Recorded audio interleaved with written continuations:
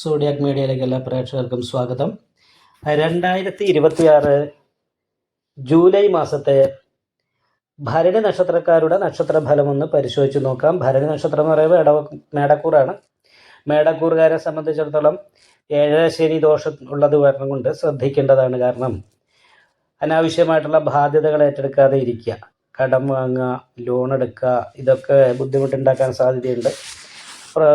പ്രവർജ്യ യോഗം, അതുപോലെ തന്നെ രണവാൻ എന്ന് പറയുന്നൊരു യോഗമൊക്കെ ഉള്ള സമയമാണിപ്പോൾ. അപ്പോൾ അത് കാരണം കൊണ്ട് ഒന്ന് ശ്രദ്ധിക്കണം. മറ്റുള്ളവരോട് സംസാരിക്കുമ്പോൾ ശ്രദ്ധിക്കണം. സാമ്പത്തിക ഇടപാടുകൾ പ്രത്യേകമായിട്ട് ശ്രദ്ധിച്ചു വേണം. 10 രൂപ ചിലവാക്കേണ്ടിടത്ത് 20 രൂപ ചിലവാകാനുള്ള യോഗം കാണുന്നുണ്ട്. അതേപോലെ കാലിൻ്റെ മുട്ടിന് താഴോട്ടുള്ള ഭാഗത്തുള്ള രോഗാവസ്ഥ കാര്യങ്ങൾ കാണുന്നുണ്ട്. 10 രൂപേൻ്റെ പണിയെടുത്താൽ 15 രൂപ കിട്ടുക എന്ന് പറയുന്നതിന് പകരം 10 രൂപേൻ്റെ പണിയെടുത്താൽ 5 രൂപ കിട്ടുള്ളൂ എന്ന് പറയുന്നൊരവസ്ഥയാണുള്ളത്.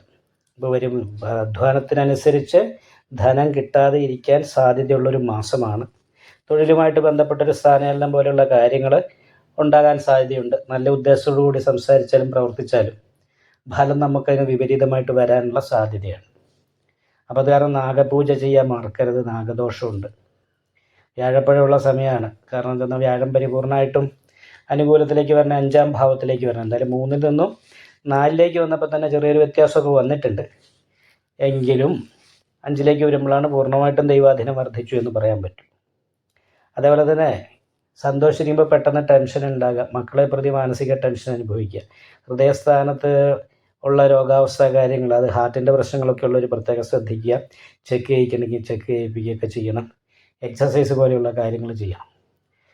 സർവേശ്വരകാരകനായിരിക്കുന്ന വ്യാഴം ഇഷ്ടസ്ഥാനത്താണ് നിൽക്കുന്നത്, ഉച്ചബലവാനായിട്ടാണ് നിൽക്കുന്നത്. അപ്പോൾ ദൈവാധീനത്തിൻ്റെ കാര്യത്തിൽ കുഴപ്പമില്ലെങ്കിലും ചാരവശാൽ ചിന്തിക്കുമ്പോൾ ദൈവാധീനം പരിപൂർണ്ണമല്ല. അപ്പോൾ അത് കാരണം കൊണ്ട് ശ്രദ്ധിക്കുക. യഥാശക്തി വഴിപാട് വിഷ്ണു ക്ഷേത്രത്തിൽ ചെയ്യുക, നെയ്വിളക്ക്, ഭാഗ്യസുക്താർച്ചന, നാഗപൂജ ചെയ്യണം. ബാധയിലാണ് രാഹു നിൽക്കുന്നത്.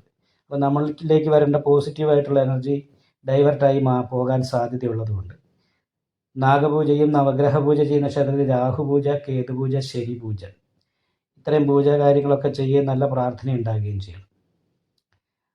ഭവന സംബന്ധമായിട്ടുള്ള സുഖം അനുഭവിക്കാൻ യോഗമുണ്ട്. കർമ്മ സംബന്ധമായിട്ട് ചിന്തിക്കുമ്പോൾ വിദേശത്ത് തൊഴിലെടുക്കുന്നവർക്ക് അനുകൂലമാണ്. വിദേശത്ത് പോകണമെന്നുണ്ട് ആഗ്രഹിക്കുന്നവർക്ക് വിദേശത്ത് പോകാനായിട്ട്, ജോലിയുമായിട്ട് ബന്ധപ്പെട്ട് വിദേശത്ത് പോകാനായിട്ട് യോഗമുള്ള സമയമാണ്. ഈ ടെൻഷൻ കുറയ്ക്കുക, എടുത്തേടി സംസാരിക്കാതെ ഇരിക്കുക, ഇങ്ങനെയുള്ള കാര്യങ്ങൾ പ്രത്യേകമായിട്ട് ശ്രദ്ധിക്കണം. കാരണം നല്ല ഉദ്ദേശത്തോടുകൂടി സംസാരിച്ചാലും ചില സമയത്ത് കേൾക്കുന്നവർക്ക് അപ്രിയമായിട്ട് തോന്നും. അത് അതിനേക്കാൾ പ്രധാനം ഈ ധനകേക തന്നെ എന്ന് പറയുന്ന യോഗം ചെയ്ത് 2-ൽ ചൊവ്വ നിൽക്കുകയാണ്. അപ്പോൾ അത് കാരണം അഭക്ഷ്യമായ വസ്തുക്കളുള്ളിൽ ചെല്ലാതെ വൃത്തിയുള്ള ഭക്ഷണം മാത്രം കഴിക്കുക. ഭക്ഷണത്തിലൂടെ വിഷാംശം ഉള്ളിൽ ചെല്ലാനുള്ളൊരു യോഗമാണ് കാണുന്നത്, ശ്രദ്ധിക്കണം. അതേപോലെ തന്നെ സംസാരം വളരെ എടുത്തിയാടി സംസാരിക്കാതെ സൗമ്യമായിട്ട് സംസാരിക്കാനായിട്ട് ശ്രദ്ധിക്കണം. വലിയൊരു ദോഷമില്ലാതെ മുന്നോട്ട് ഈ പറഞ്ഞ പരിഹാരങ്ങളൊക്കെ ചെയ്തു പോയാൽ അനുകൂലാവസ്ഥ മാസത്തിൽ അനുഭവിക്കാനായിട്ട് ഭരണി നക്ഷത്രക്കാർക്ക് സാധിക്കുന്നതാണ്. നിങ്ങൾക്ക് ഈ വീഡിയോ ഇഷ്ടപ്പെട്ടാൽ ലൈക്ക് ചെയ്യുക. നിങ്ങളുടെ അഭിപ്രായങ്ങൾ കമൻറ്റ് ചെയ്യാം. ജ്യോതിഷവുമായി ബന്ധപ്പെട്ട കൂടുതൽ കാര്യങ്ങൾ അറിയാൻ ഈ ചാനൽ സബ്സ്ക്രൈബ് ചെയ്യുക. ഞങ്ങളുടെ ഓൺലൈൻ കൺസൾട്ടൻസി നമ്പർ താഴെ ഡിസ്ക്രിപ്ഷൻ ബോക്സിൽ കൊടുത്തിട്ടുണ്ട്. ആവശ്യമുള്ളവർക്ക് കോൺടാക്റ്റ് ചെയ്യാവുന്നതാണ്.